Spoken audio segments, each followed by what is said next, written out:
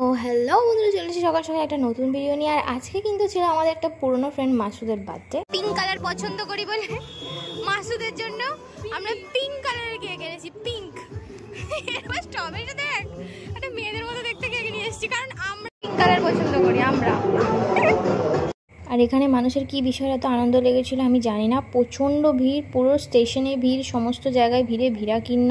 আর এখানে আমাদের sigma mail Masud কাছে আমাদের পুকি কেক, পিঙ্ক কালারের কেকটা আমার দেখে খুব ভালো লেগেছিলো আর খুব কিউট লাগছিলো দেখতে। আর রাখি ছিল তো ওই কারণে অনেক নতুন নতুন স্পেশাল কেক ছিল ওখানে। আর এটা বেসিক্যালি মঞ্জেনিসের কেক ছিল, যদিও মঞ্জেনিসের কেক আমার অতটাও স্পেশাল মানে ভালো লাগে না, বিকজ আমাদের মঞ্জেনিসের কেকগুলো একটু বেশি নোনতা নোনতা লাগে, কি জানি কেন। এই কেকগুলো না বেশি খাওয়া যায় না, মুখে আমার গ্যার গ্যার গ্যার গ্যার করে। মাসুদ আমাদেরকে ট্রিট দিয়ে দিয়েছিল এই চিংড়ি কাবাবটা, যেটা কাবাবটা খেতে মধু অনেক বেশি ভালোবাসে। আর হাক্কা নুডলস ছিল, শেজওয়ান চিকেন ছিল।